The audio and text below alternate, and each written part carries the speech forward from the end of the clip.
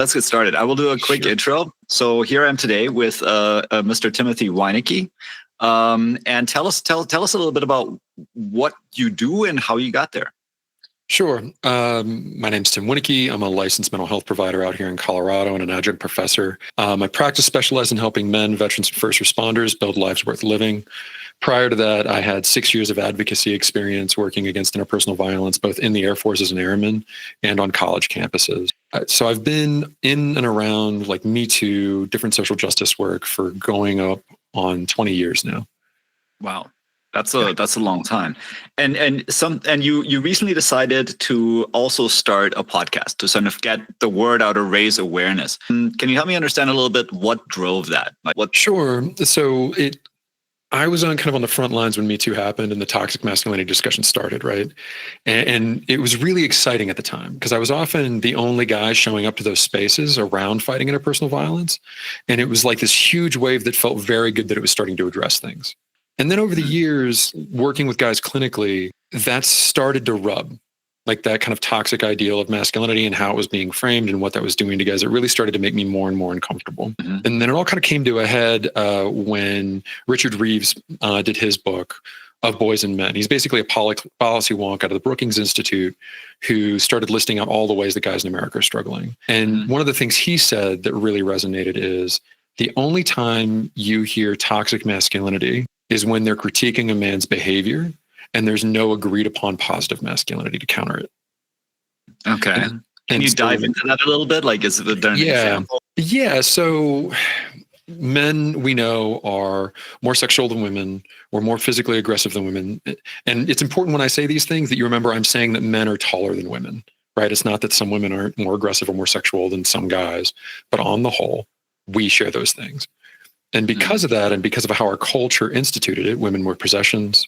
Up until 2-3 generations ago, they couldn't even have a bank account. They were very under men's control and were very much objects within that paradigm.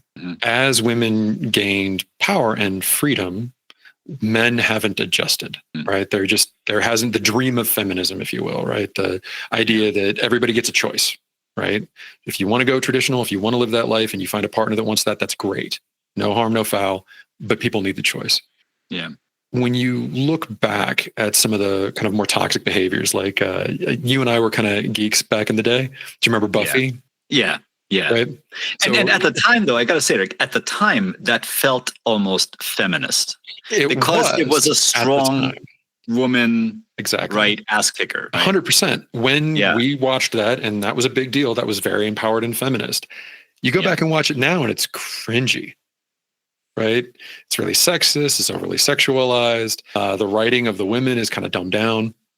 And so as things progress, right? you mean like the way that like Buffy herself, right? It was all a tiny bit controversial that she didn't have to sound smart, as it were, right? She could sound kind of like just like I'm doing right now. She could speak in sentence fragments and pseudo grammar, right? Well, and so essentially we have this whole culture around kind of male supremacy, right? And in order to balance that out, the pendulum had to swing pretty far to kind of like beat up the guys that needed to get beat up and to push the envelope a little bit. And I feel like we're finally at a moment in time where the pendulum can start to kind of come back and we can start negotiating some equity in these things.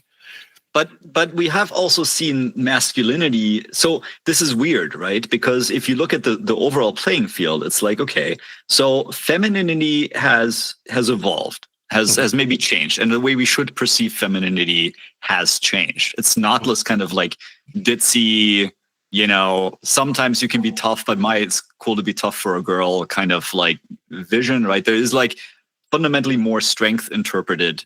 Like you could say that relative to how feminism or femininity was designed 100 years ago, femininity is less feminine. Yeah, there's the way that I like to frame it is the gender on the spectrum, right? So on the far ends, you've got masculine and feminine. And all those generally mean is that more often men are this way and more often women are this way. Yeah. And that gives us some freedom. Yeah. Right. Yeah. And what people don't fully understand about it is just because it's a spectrum doesn't mean that most of us aren't one of the two primary genders. Sure, right? sure, It just means we have these different traits. But the problem is the way we talk about it when it comes to masculinity in men is there's only two discussions. It's either gender is just a spectrum, men are toxic, and there is no good way to exhibit those traits. Yeah. Or the only way to be a man is incredibly narrow, incredibly limiting little box that for men to thrive in, everybody else has to be put in the boxes of the past to make room for it. This is what worries me, is that you have this. So, there's definitely a spread that everybody theoretically can exist in now, right? Mm-hmm. Like women should be able to exhibit a broad range of levels of or different flavors of femininity, and they should just be accepted. I mean, ultimately, you're feminine if you're a woman, and you can be feminine in whatever way you want to be feminine, right? Like the same thing should go for men and masculinity. But it feels like men are bunching themselves together around these kind of very extreme stereotypes of their own gender, right? Mm-hmm. Instead of so they've lost the spectrum in a way. Yeah, and it's largely by design. Okay. Right. So one of the things that's worth talking about in these regards is when you look at how the right in American politics have leveraged this, they've basically grabbed up all of these disenfranchised young guys that have not a lot of future, not a lot of prospects, and don't know what to do. And rather than saying, hey, here's what you need to know, here's how to be better in the world, they say, hey, it's their fault. The reason this is happening to you is all these other people's fault. Let's go get them. You want to feel tough again? I'll help you feel tough again. You want to be strong again? I'll help you be strong again. That kind of narrative. Like I remember there was someone I saw. Someone I don't want to go too much into detail, but a lot of people think is intelligent, right? Mm-hmm. And he cheered that Trump got elected with only one comment, which was "Fuck yeah, it's cool to be a white guy again." Yes. And I was like, "What the hell? Like, when was it ever not right? Like in a way, like if you actually look at by the numbers, right? I mean, there might be some subcultures, there might be some media narratives, there might be some opinions where yes, it's not cool to be a white guy. You certainly don't go, hello, I'm white man, but because you don't need to. But that was true when you and I were 20. It's not true anymore, Mike. What? White men that aren't rich are struggling. Exactly. Well, this man happens to be very rich, so that had nothing to do with it, right? No, he's just being nice. But the point is, though, my point is that this person's entire reason for voting or for caring in the end seems to boil down to this one thing of whether they feel cool in the end or like they've gained something for their identity. I mean, that's identity politics, right? Yeah. And that's where kind of the left lost is they push this idea of vote with who you are, forgetting that there are a number of people in the country that if they do that and they're voting for their interest, in America, it's putting down other people's interest. Well, and you can't be identity politics oriented if you're trying to encompass all identities. That's not how it works. But somehow all weird, identities except for white guys. Yeah, but that's not even it, right? I don't think that the left I don't see the left as in terms of their overall platform as being against. No, and that's the problem. Yeah. If you look at the policies, right? Like I hopefully I'm not coming off as some kind of right-wing nut job. I'm very liberal, right? But the way that the left comes at these things and the way that they get their messaging out has very little to do with their policies. Arguably, Biden did more with more funding than any president in human history towards kind of left-leaning goals. Oh yeah. They had no capacity to make that seen and make it understood by the electorate. Yeah, they were afraid to talk about it. And then it seemed two-faced. Right? It became something that seemed duplicitous because they somehow were already pushed into a narrative where they somehow had to feel ashamed of what they had done. And they were basically on the defensive the entire time. It's very strange. But I want to go back to what you do and what's motivating the podcast. And I want to talk a little bit about what you were doing before, because you mentioned something that was kind of interesting when we were setting this up, which was that you work with people who are traumatized, either PTSD, mostly PTSD and other kind of issues, right? Mm-hmm. And you mentioned that there is this self-help scene, or what you will find if you start looking for self-help topics as a guy on the internet sort of drives you to this almost the most toxic definition of masculinity you could probably end up with. Very, very quickly. Okay. So you're about 4 videos on the YouTube algorithm from looking up workout tips to Jordan Peterson. And I'm not exaggerating that. Go play with it. Yeah, I can try. I will make a new profile. All right. I will make a video recording myself on YouTube, making a new profile, and then just like looking for workout tips and seeing what comes up. Like I will reproduce this. But you're probably right. Now explain to me how Jordan Peterson of all people fits into this, because I understand. I think he's in there, but it's almost by accident because he is a bizarre, sometimes leprechaun costume wearing. He has become so. He has become so. Okay. So the important thing to remember is that before Fox News made him their darling, he was an academic making valid arguments. Yeah. So I feel like every field that's in the behavioral science world or kind of more social data world, there's always the newest way and newest paradigm that they're framing things. And then kind of every 5 or 10 years, somebody comes along and reminds them, hey, the classic ways of looking at these are still valid in some regards. And they get up and they champion that, right? They get very big. That was Peterson. He got up and was like, hey, the classic story of the male's journey, accountability, these are all important things. And so 80% of what the guy pitches is valid. And you can always tell when you listen to him because he starts yelling when he's not. Like he goes from talking very sensibly to be like, and I don't understand. Yeah, it's amazing. As you get older, when you go into rant mode, you sometimes just need to remind yourself that you need to shut the fuck up. Like it's time to just like you're now losing your credibility. Yeah. I mean, it happens to all of us. You know, it's one of our inexplicable aspects of our masculinity, possibly femininity as well. Now here's the thing. So if you've mentioned that helping people deal with trauma, like identity matters. Can you help me understand that connection? Yeah. So here's a for instance for you. 60% of men in America will be assaulted in their lifetime. 95% of all violent crime is perpetrated by men. Something like 80% of the murders in America are murdered men. So 66% of men have been assaulted, but 80% of violent crime is committed by men. 95% of violent crime is committed by men. Sorry, that's all right. I'll just cut high percentages. We'll just go. If too dumb, I will just edit it out. I'll just skip the whole conversation where I'm a moron. Well, here's why this is important, though, right? So you have these statistics where you're going to flash them up and you're going to find them, and it's going to showcase that men are consistent victims of violence, and men do not view themselves as victims because we would lose our masculine status to do so. Okay. Right? A man can't be a victim. But we also then gives this distance. Yeah. So this is the problem with that idea.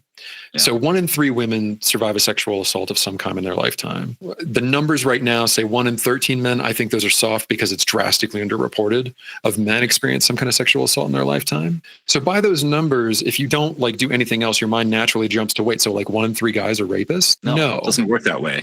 You only need 1 rapist to rape like a bunch of women. Just like it's the same thing. Like you can turn 99% of society non-racist. It only takes 1% of racists. If you meet an average of 30 people a day, you're going to have a racist encounter, like a couple times a week, right? And that's really unpleasant. And the reality is it takes on average, or it may be different now than Me Too, but the stats used to be that it takes on average 10 women coming forward and reporting a guy for him to have any consequence in the justice system. Oh, wow. Yeah, because it's the whole way that the American system is set up is innocent until proven guilty. And every kind of natural response you have to that kind of trauma is to get rid of evidence. I'm going to go take a shower. I'm going to go like hide. I'm going to go and process this. And then 2 days later, the victim comes forward and says this happened. And most of the time they're an acquaintance. And the guy just says, yeah, we went into the bedroom. We were on a date. Or she said, yes, it's just the 2 of us that were in there. Who's to say? Mm-hmm. And since you have to prove guilt, that doesn't work when it comes to these kinds of crimes. Okay. Right.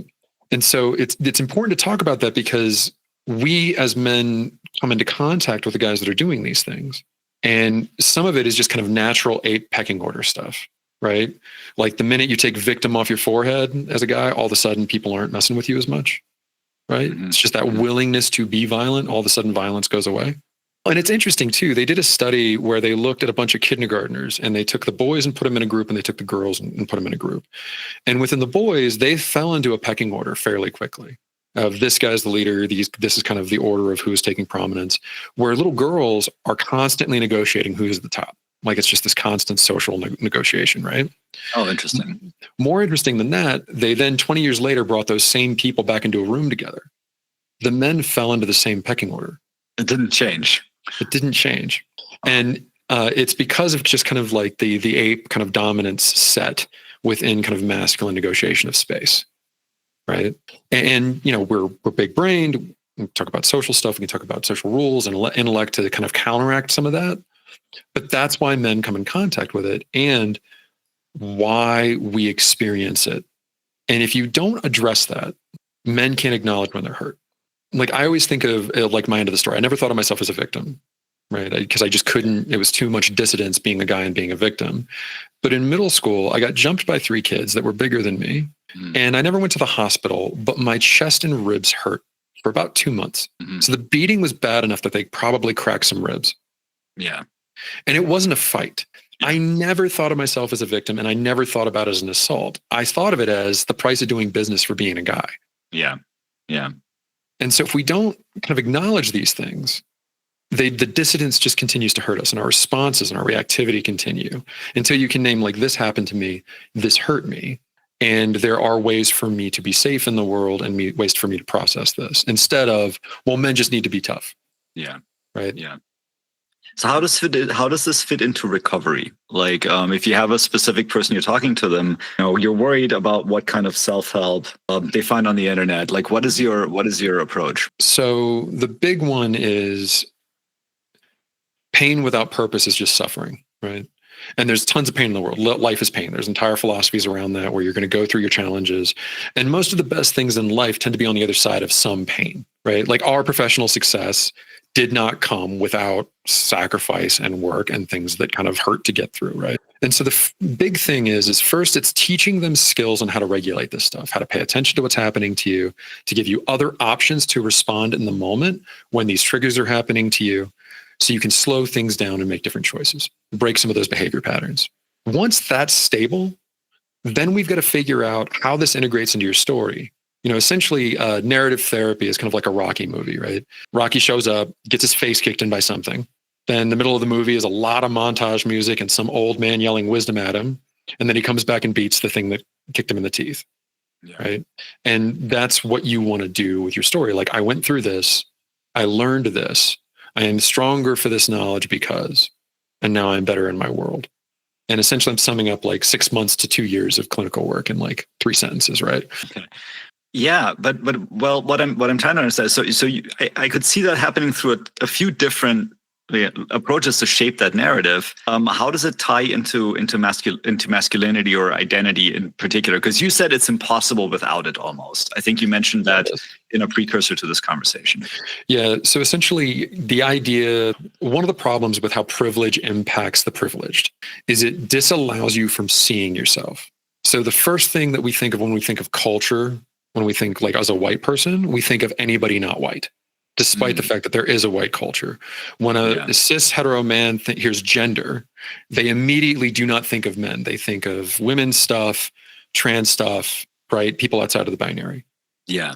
Yeah. However, your identity as a man is intricately ingrained into how you operate in the world and how you think about yourself. Yeah. And so if you can't at least acknowledge, to be a man, I need to be these things. And the way that I'm trying to be these things is hurting me, people I care about, making it hard in the world. How do we reframe that? So your masculinity is real, how you approach it is real.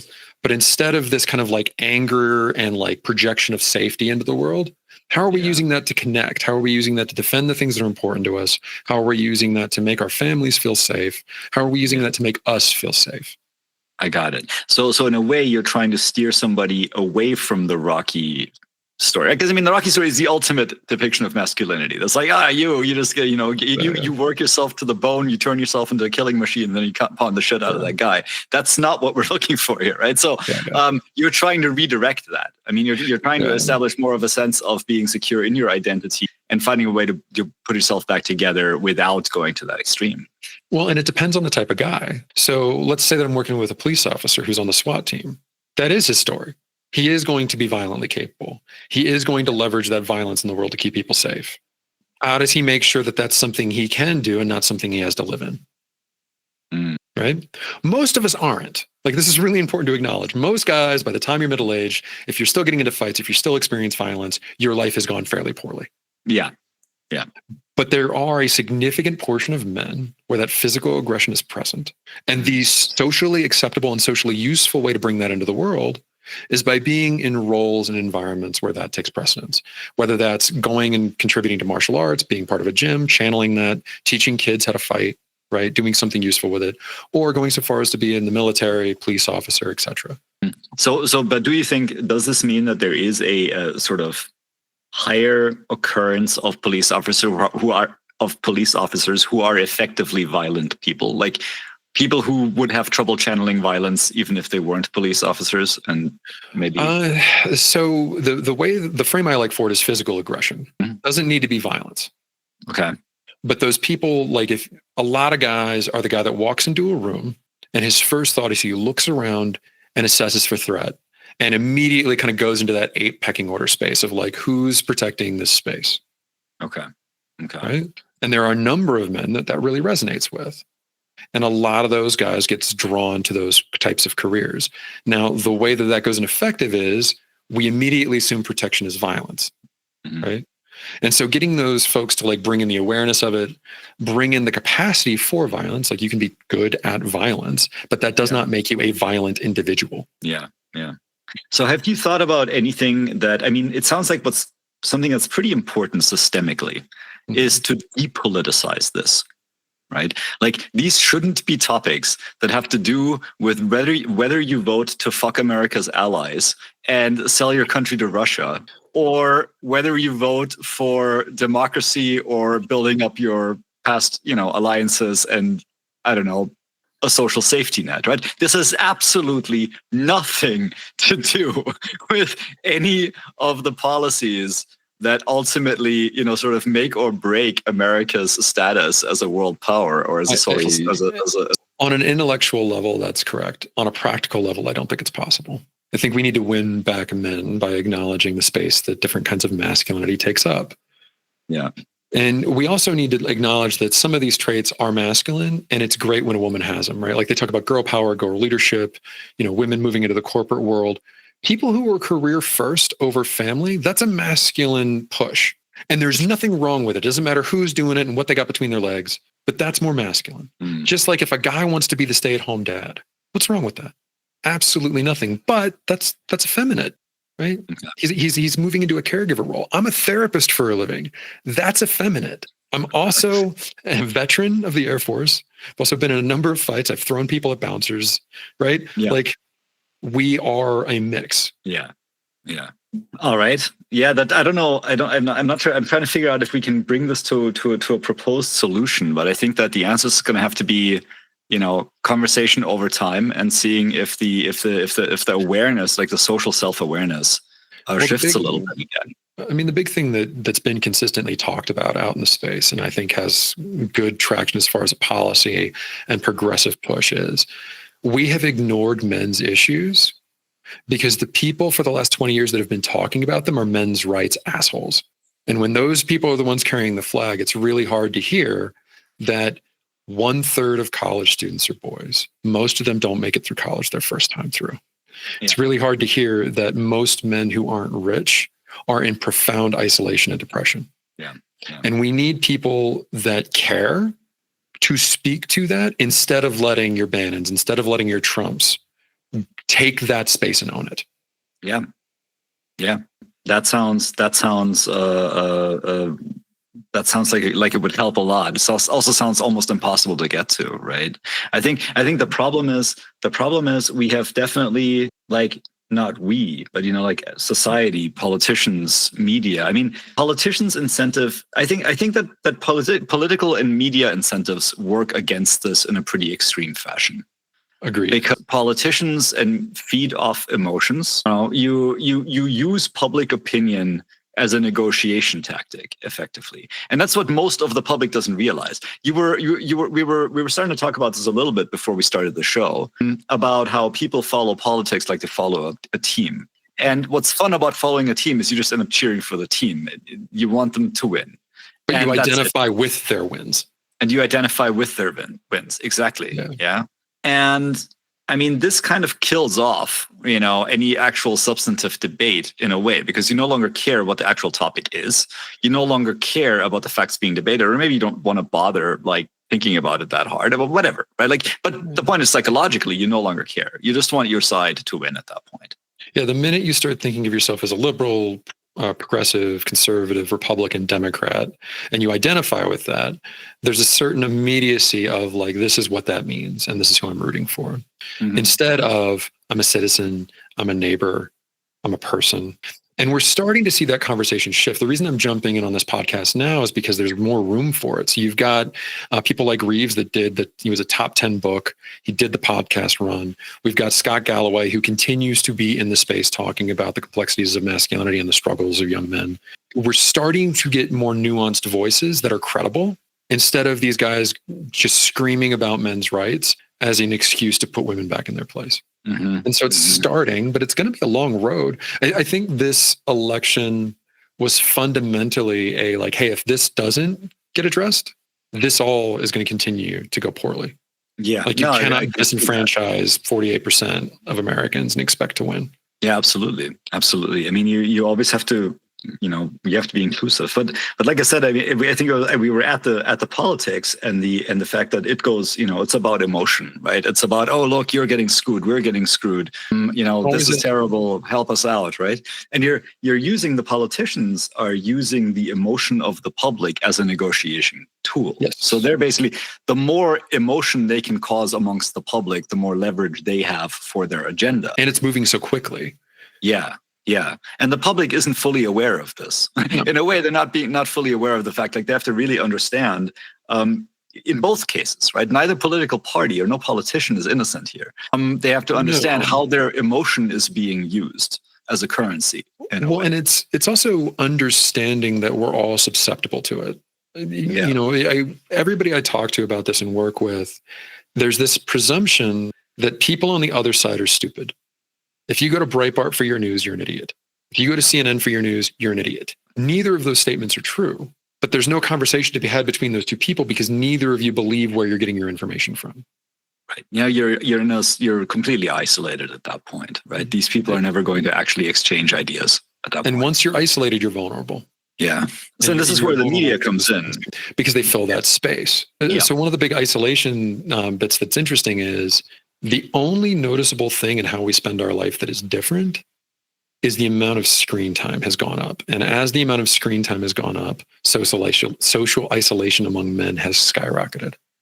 Mm. And some of it's the dopamine hit, right? You come home from work, it's been a long day, you scroll through your phone, watch your YouTube, watch your Netflix, and then a buddy's like, hey, do you want to go get a beer? No, man, I'm too tired. It's because your mind is tired. It's been taking on these dopamine hits that's designed to keep you hitting it.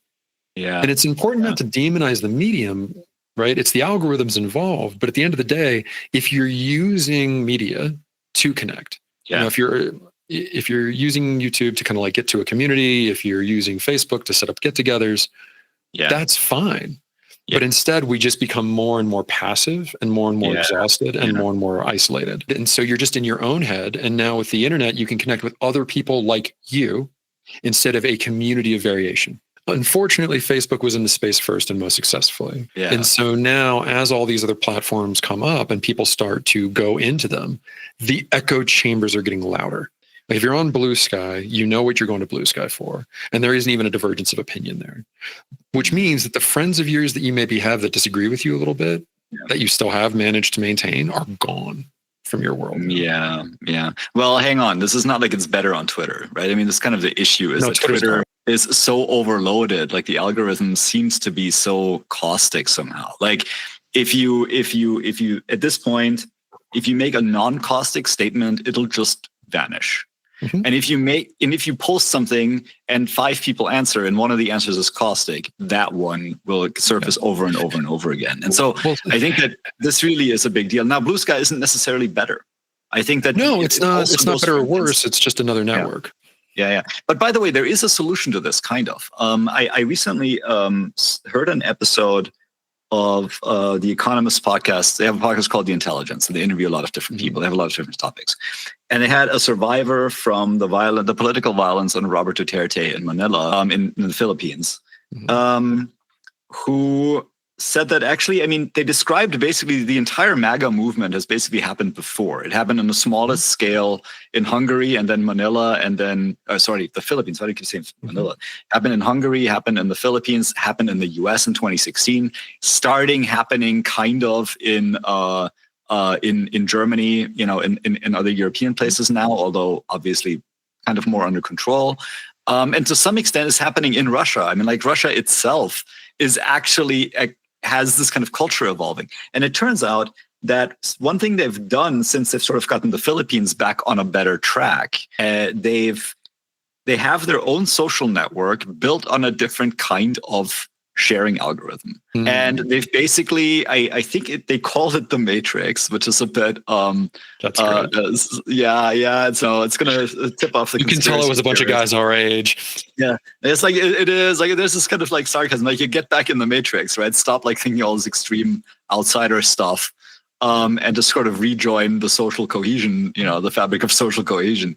But it seems to work. Like it seems like there are ways to structure these algorithms. I'm going to try to like look some stuff up and maybe add some links if I publish this, so that people can read up on this. But there are definitely. I actually really think it's past time for someone. Either it can be in the U.S., it can be in Europe, it can be anywhere. But to build an open source social network where the algorithm is completely transparent and where it can be kind of based on actual science. I haven't played with it, but my understanding is that's what Blue Sky is supposed to be.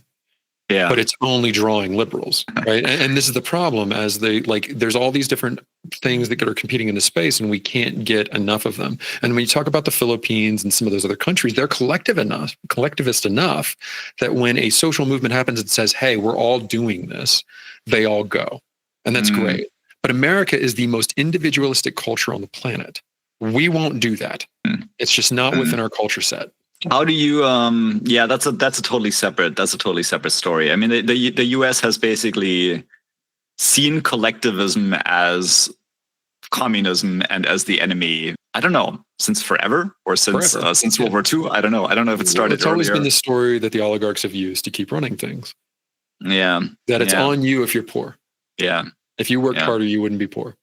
Which anybody who looks at any kind of economics or privilege knows is total crap. Yeah. All right.